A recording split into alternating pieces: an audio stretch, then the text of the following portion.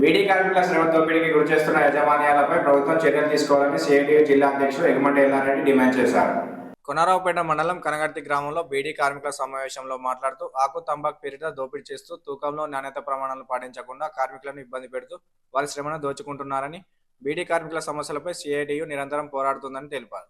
అర్హులైన బీడీ కార్మికులందరికీ బీడీ పెన్షన్లు వచ్చేలా ప్రభుత్వం చర్యలు తీసుకోవాలని పేర్కొన్నారు. ఈ సమావేశంలో బీడీ కార్మికులు పాల్గొన్నారు. కమిటీ చేసుకోవడం జరిగింది.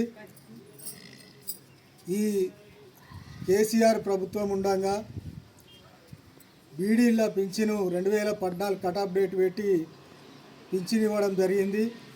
తర్వాత మళ్ళీ ఎలక్షన్లప్పుడు కటాఫ్ డేట్ లేకుండా అందరికీ పింఛన్లు ఇస్తా అని హామీ ఇవ్వడం జరిగింది.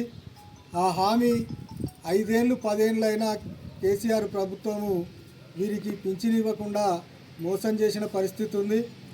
ఇండ్ల కొరకు అప్లికేషన్లు పెట్టుకోవడం జరిగింది. కేంద్ర ప్రభుత్వము మేము బీడీ కార్మికులకు ఇండ్లు ఇస్తామని చెప్పుకోవడం జరుగుతుంది.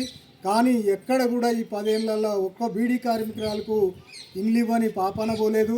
మేము వెంటనే కేంద్ర ప్రభుత్వాన్ని డిమాండ్ చేసేది ఏంటంటే బీడీ కార్మికులకు ఇండ్లు లేని నిరుపేదలందరికీ ఇండ్లు ఇవ్వాలి. అట్లాగే ఈఎస్ఐ హాస్పిటల్ కట్టాలి. రాష్ట్ర ప్రభుత్వానికి డిమాండ్ ఏంటంటే వెంటనే ఇప్పుడు మీరు పింఛన్ ఉన్న వాళ్ళకు పింఛను పెంచుతా అని వచ్చే నెలలో పెంచుతా అని చెప్పడం జరుగుతుంది. వాళ్ళతో పాటు వీళ్ళకి పింఛను ఇచ్చుకుంటా వీళ్ళకు కూడా పెంచి 4,000 రూపాయలు పింఛను ఇవ్వాలని మేము డిమాండ్ చేస్తున్నాము. లేని పక్షంలో పెద్ద ఎత్తున కలెక్టర్లు ముట్టాడు కానీ చలో హైదరాబాద్ కార్యక్రమం చేసి వీరందరికీ పింఛను వచ్చే దిశగా పోరాటం చేస్తామని హెచ్చరించడం జరుగుతుంది. ప్రభుత్వము వెంటనే ఈ ఆలోచన చేసి వీరందరికీ పింఛను ఇవ్వాలని కూడా మేము సిఐటియు జిల్లా కమిటీ తరఫున బీడీ కార్మిక సంఘం తరఫున ప్రభుత్వాన్ని డిమాండ్ చేయడం జరుగుతుంది.